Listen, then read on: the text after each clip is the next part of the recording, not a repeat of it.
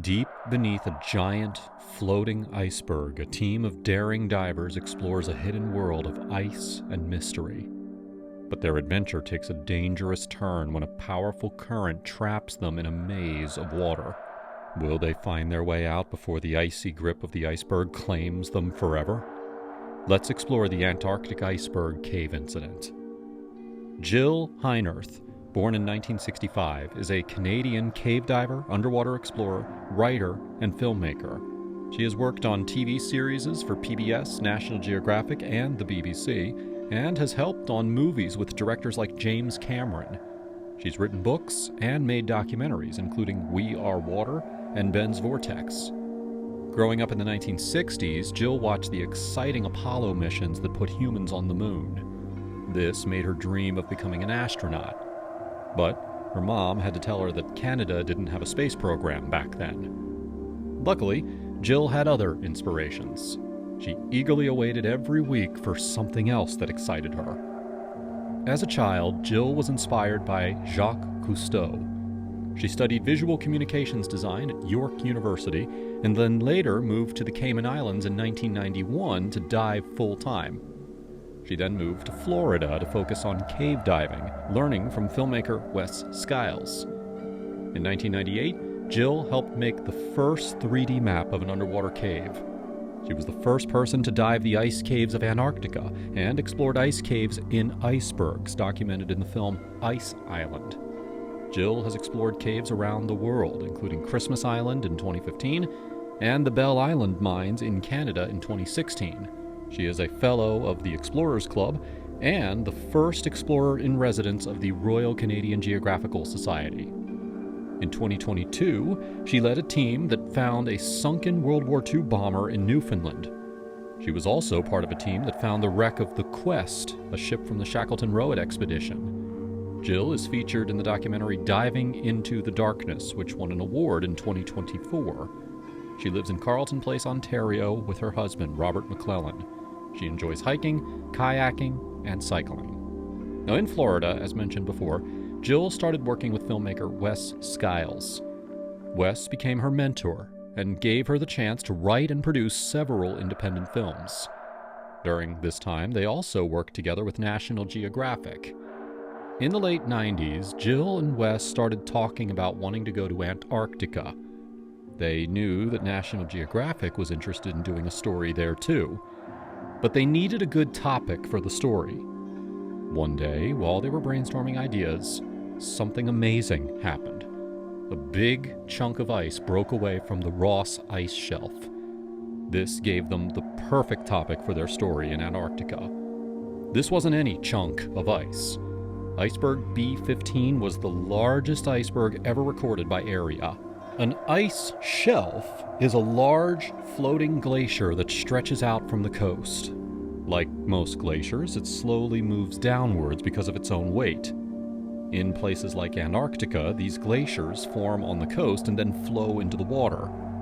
When the ice sheets become very large, the connection point can crack and break off, creating an iceberg. These ice shelves are incredibly huge, and their size is truly impressive. Iceberg B-15 measured about 295 by 37 kilometers, with a surface area of 11,000 square kilometers, which is about the same size as Jamaica, or 10 times the size of New York City. When it broke off, it became the largest moving object on Earth. Now, amazingly, this wasn't a complete surprise. It broke off from the Ross Ice Shelf in Antarctica in March of 2000. After breaking away, Iceberg B-15 split into smaller pieces. The largest piece was called Iceberg B-15A. In 2003, B-15A drifted away from Ross Island into the Ross Sea and started heading north. In October of 2005, it broke into several smaller icebergs. In 2018, a large piece of the original iceberg was still moving north, located between the Falkland Islands and South Georgia Island. As of August 2023, the U.S. National Ice Center was still tracking a piece of B-15 that was large enough to be monitored. This piece, called B-15A-B, measures 20 kilometers by 7 kilometers and is currently grounded off the coast of Antarctica in the Amory region. Scientists had been watching the cracks in the ice shelf, and they thought that it was only a matter of time before it broke off. And when it did, Jill guessed that, like soft limestone, flowing water would carve out crevices, tunnels, and caves in the ice. Even though she wasn't sure this was true, she and Wes told National Geographic about the idea.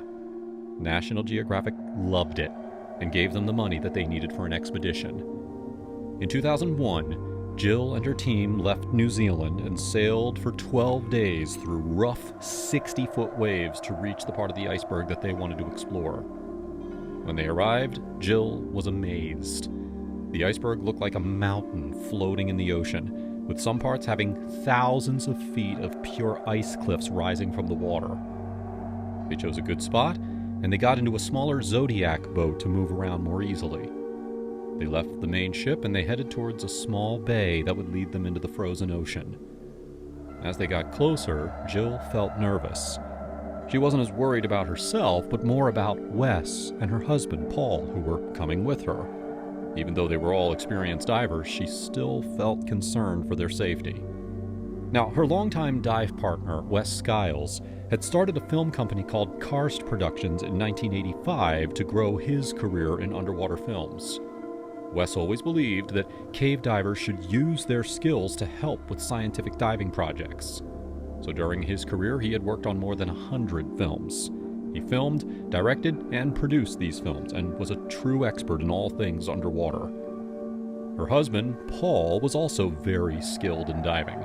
He was a leader in diver education, and he held important positions in several prestigious diving associations. Paul was a master instructor and set records for diving depth in caves at various times. Both Wes and Paul, needless to say, were highly experienced and respected in the diving community. However, despite their impressive backgrounds, both Wes and Paul had never done ice diving like Jill. This would be the coldest dive that they had ever attempted, and their lack of experience became a problem right from the start. As soon as they rolled off the boat into the water, Wes's suit filled with water.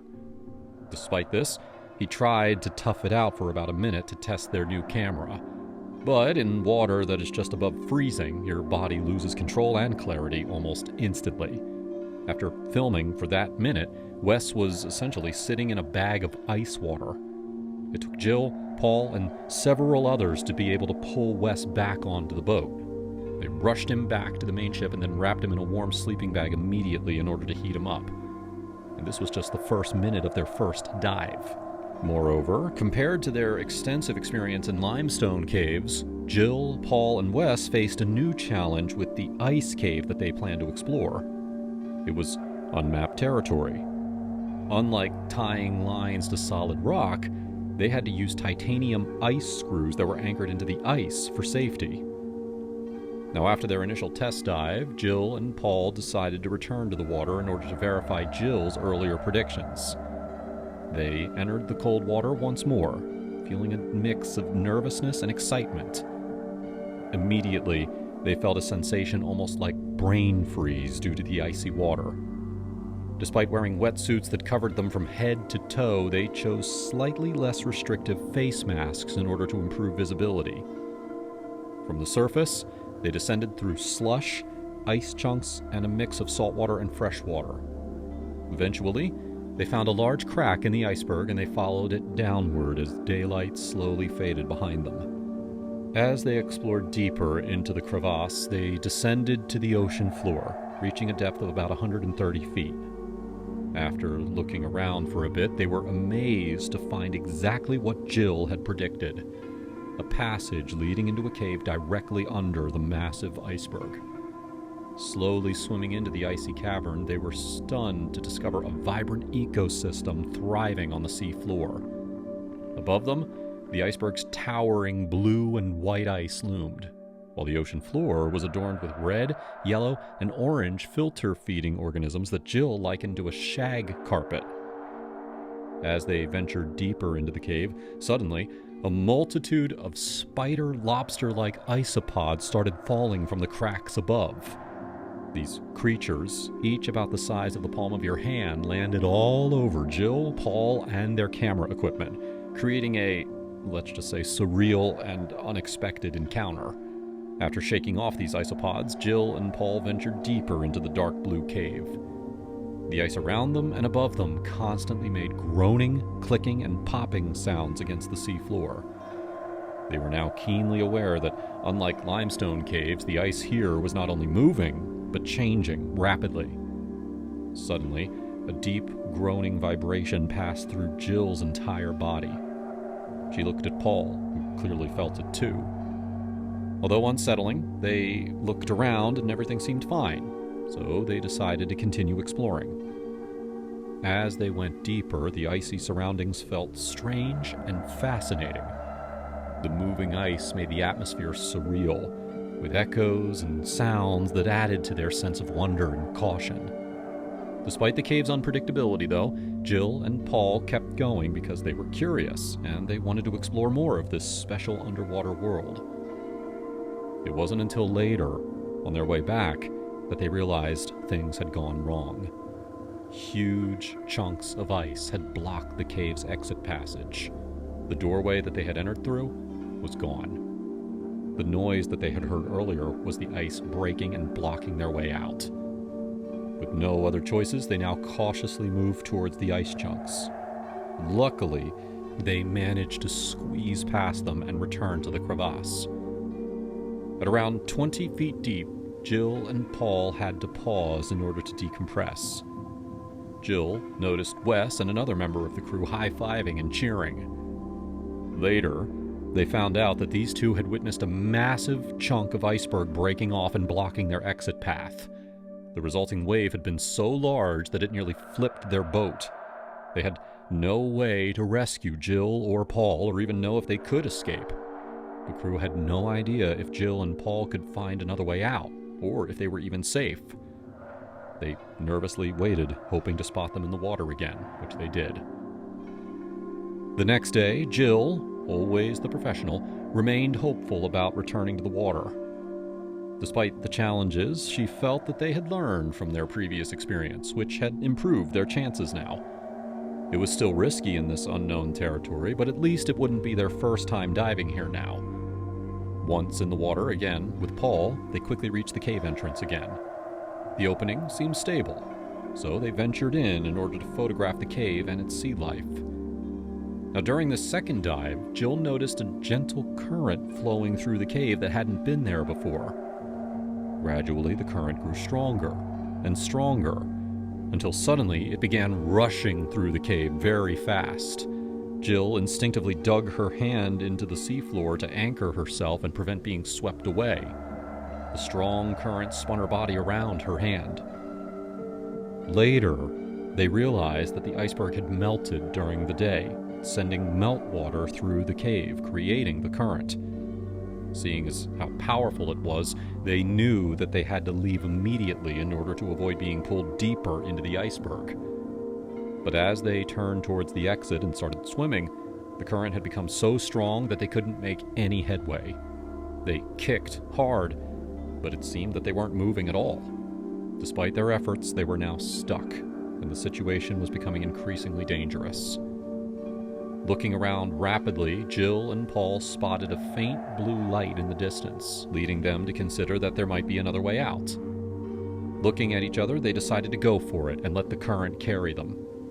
They drifted for what felt like a long time, but the light didn't seem to be getting any closer due to its distance.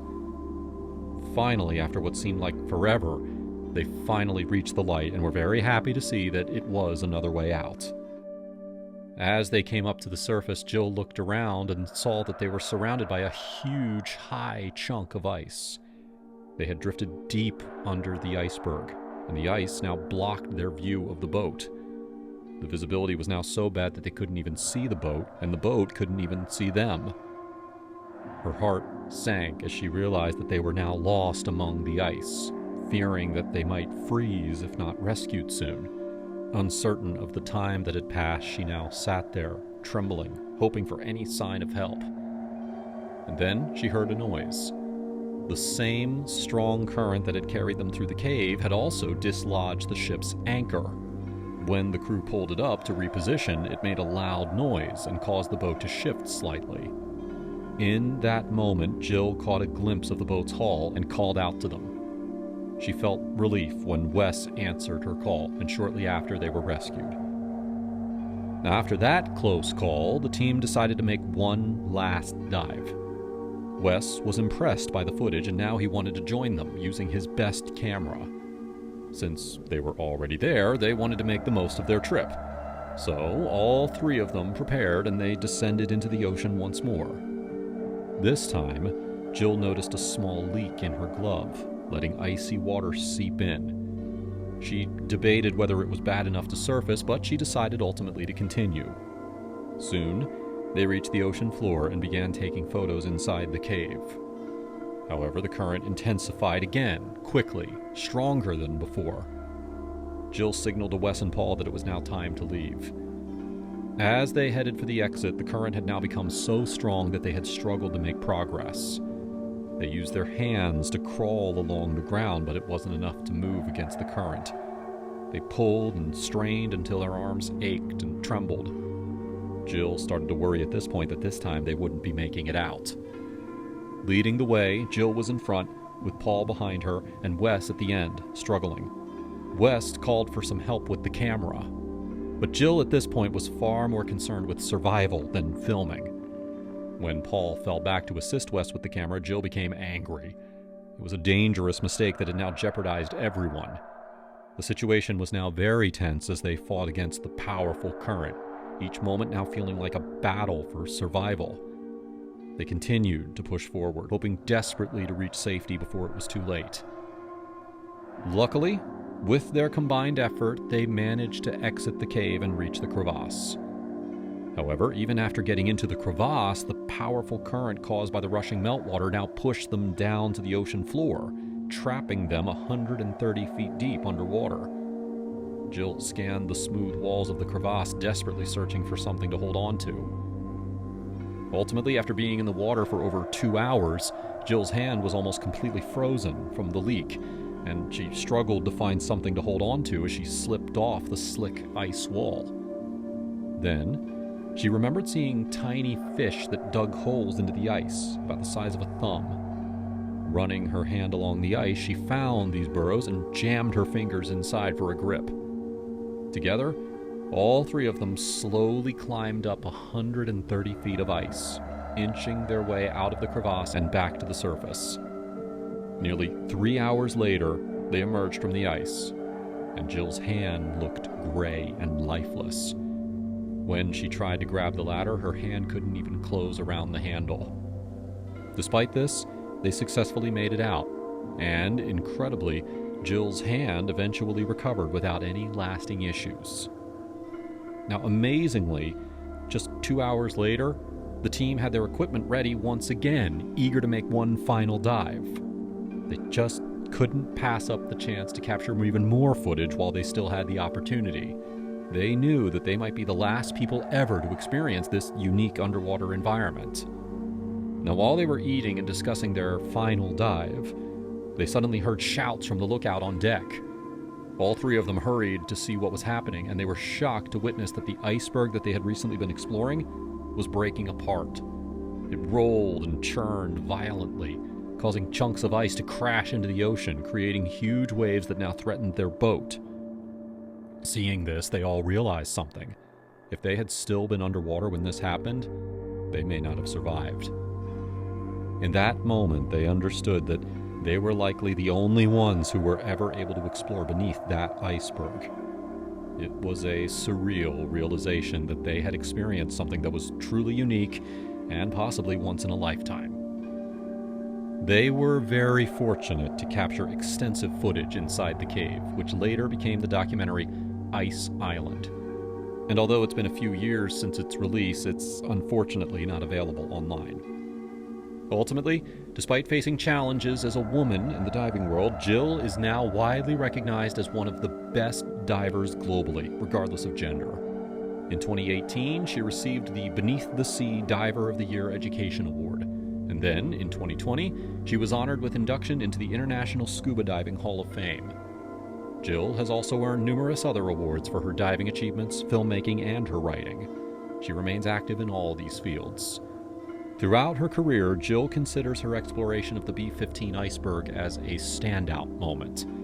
It is a testament to her dedication and skill in underwater exploration and storytelling. In the end, Jill, Paul, and Wes all made it safely back from the icy depths, their hearts pounding with relief. As they surfaced, they saw the massive iceberg crumbling into the sea, a powerful reminder of nature's strength. Despite the challenges, they had successfully captured incredible footage. And that is the thrilling tale of the Antarctic iceberg cave incident. It was a close call, but these brave explorers now have a story to tell. Now, I turn it over to you. If you enjoyed diving into this adventure, well, then don't forget to like, don't forget to subscribe, and make sure to hit that bell icon for more deep sea dives and exploration videos. Thanks for joining us, everybody, and until next time, happy exploring.